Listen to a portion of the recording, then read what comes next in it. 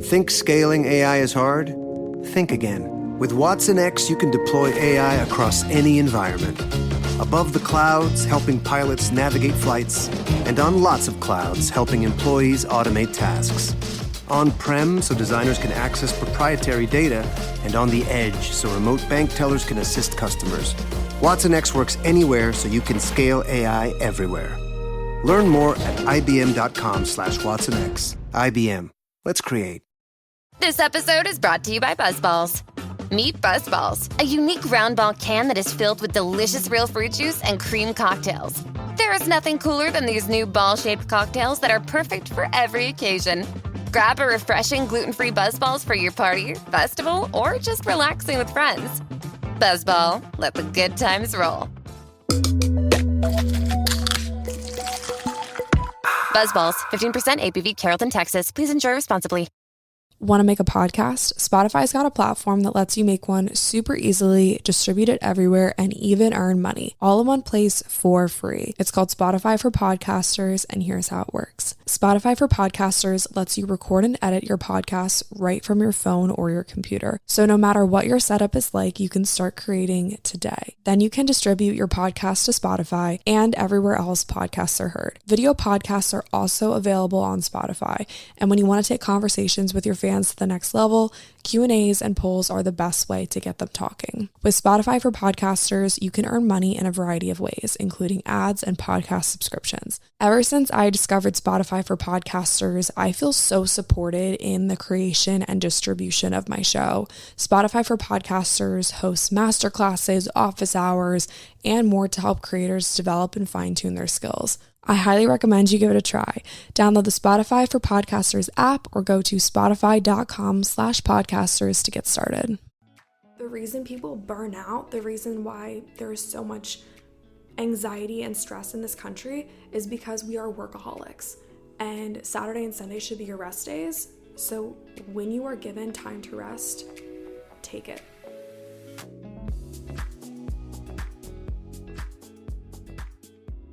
Hey guys, what's up? Welcome to or back to 80/20. My name's Lily. I'm your host. Thank you so much for clicking on today's episode. I've got a good one written for you guys. I always say that though. I'm a little biased. But I did enjoy writing today's episode. There's a lot of good stuff in here, so I will keep the intro short and sweet. But I did want to say thank you guys so much for over 400,000 downloads on this show. It's incredible. It's crazy, and I get to do what I do because of you, so thank you. I feel like just 2 seconds ago we hit 300,000 downloads, and things are really starting to exponentially grow, and I've started posting on TikTok more and really amping up my social medias, so I've definitely been seeing lots of new faces around here. So if you guys are new, thank you so much for being here. If you're a returning listener, thank you so much for coming back every week and listening. And I just love you guys so much more than you'll ever know. So thank you. My goal for the next 3 months is to cross over the 500,000 threshold. So if you guys enjoy the show, please be sure to share it with a friend or leave a rate and a review, and that just helps more people find and listen to the show. I also realized that I'm like number 39, I think, on Apple Podcast education self-improvement charts, which is crazy. So thank you guys so much for that. It's just really cool to start to see things kind of take off in the best way. So I truly cannot say thank you enough. I'm such a milestone celebrator. I will literally celebrate any milestone that I possibly can. And I know that it gets annoying. I feel like I celebrate some sort of milestone every time I hit record and turn on the mic, but that's just kind of the type of person that I am, like, to be annoying, because this is my podcast and I can do what I want. We're coming up on 6 months tomorrow of me moving to Annapolis and being at my job and stuff. So it's like just crazy how fast time flies and how much can happen in 6 months. I definitely don't live in the past, but I love to glance in the rear view and just check in and see how far we've come. So maybe I'll do like a 6 months in my job / like having moved out of my parents' house reflection. Maybe that would be like a fun episode. I don't know, I'm kind of just thinking out loud. One thing that I did want to just put a bug in your ear about. Next week, I'm going to do a monthly Q&A episode. I realized that I had not done a monthly Q&A since April, so maybe this is like a quarterly Q&A episode. But this one's gonna be all about dating, relationships, hookups, boys, advice regarding that kind of stuff. So if you guys have questions, please send them my way. If you guys have scenarios that you want advice about, please send them my way. I do Q&As on my Instagram stories, and recently I've gotten a lot of boy advice questions, and they've been super, super fun to answer. I'm not going to sit here and tell you that I give the best relationship advice, but I do take an interest in psychology and communications, specifically when it comes to relationships. Like, I wrote an entire paper when I was working on my communications degree about relationships and communications and how females communicate differently than males and vice versa. So I find that stuff really, really interesting.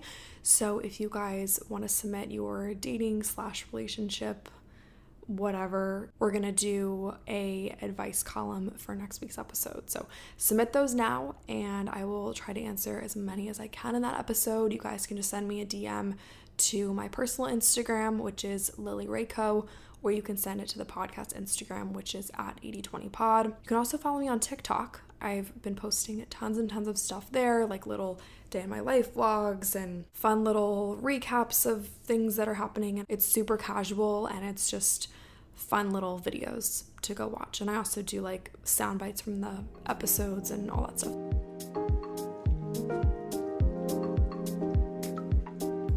I'm not sure what the logistics of this would look like, but I think that it would be really cool to do some sort of book club or book sharing situation on the podcast, because I've been super into reading lately. It's taken me a while to come around to reading before bed, but I don't know why I didn't start sooner. I know I'm always looking for good book recommendations. I'm not really big into fiction, and this is my problem.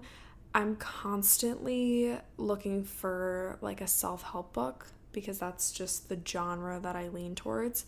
And you can only give yourself so much help before you start to feel like you're doing everything wrong. And so for like 2 weeks maybe, I kind of just took off of reading because I couldn't find a good fiction book that I liked. And I just read Can't Hurt Me by David Goggins, and I loved it. And that wasn't like your typical self-help book. It was super interesting and super motivating, and I really liked it. And oftentimes I do this thing where I will buy a bunch of books and then they'll just sit on my shelf and I won't read them, or I'll read like half of it and never finish it. So that was the first book that I finished in a long time, and I was really excited by it, and I didn't know like what else to read because I enjoyed it so much. And so, like I said, I took like 2 weeks off of reading. But then just the other day, I was about to head down to the pool, and I was like, you know what? I'm so tired of being on my phone. I'm just going to go to my bookshelf, and I'm just going to pick something out. And I ended up picking up 10% Happier by Dan Harris. And I read this book probably like 2 years ago, but I only got halfway through and never finished it. And I'm like 40 pages in, and I'm really, really, really enjoying it. And I didn't remember enjoying it this much when I read it 2 years ago. This is your friendly reminder to go back to your bookshelf and pick up a book that you told yourself that you were going to read and only read half of it or never have read before you buy a new book. So I would love to do like a little, I guess, book review. I don't know. I don't want to feel like I'm writing a full book report, but it's just fun to like share book recs. I don't know. But anyway, all this to say, I think that it'd be fun to start some sort of book club where we all read the same thing and then somehow we all talk about it. But I don't know how I would sit here and talk about a book by myself if we're all reading it together and it's just my input rather than yours, you know? So trying to figure out the logistics of that, because the last thing I want to do is commit to like hosting a book club, like just one more thing that I need to do. But if it was a podcast, that'd be kind of fun. So if anyone has suggestions on how to do that, let me know, because that would be good. I would love to read the book Find Your People by Janine Allen again. in a group of people, specifically a group of women, because that book was super powerful to me, but I think that it'd be fun to read it with a group of like-minded women. So I figure if you're listening to the podcast, you're probably kind of similar to me, so that's cool. So maybe we should all start some sort of group. I don't know. Ideas, feedback are always welcome.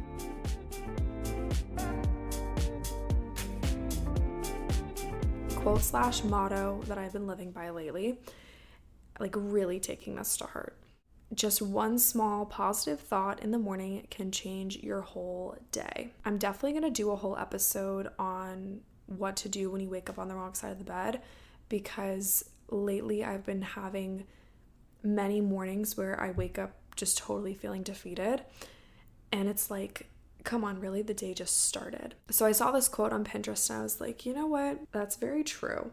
The things that you tell yourself become your reality. So if you're waking up and you're saying things like, today's gonna suck, I look horrible today, my breakfast was shitty, my coffee tastes bad, like all of these negative things, it's just like a giant domino effect. You're just sending all these negative vibes to yourself and the day hasn't even begun yet. So shift that mindset. And even if maybe you don't feel super confident in the morning, look in the mirror and give yourself a compliment. Even if you don't believe it, eventually you'll start to. If your breakfast didn't taste as good as you wanted it to, maybe you grab a bagel on your way to work. I don't know, just find little ways to improve your day, just starting by one small positive thought. So it's a domino of positives rather than a domino of negatives. I could totally go into this topic, would love to elaborate on that. We don't have time for that today, but I just wanted to kind of plant that seed in your head that your day doesn't have to suck, and it starts with the things that you tell yourself when you first wake up in the morning.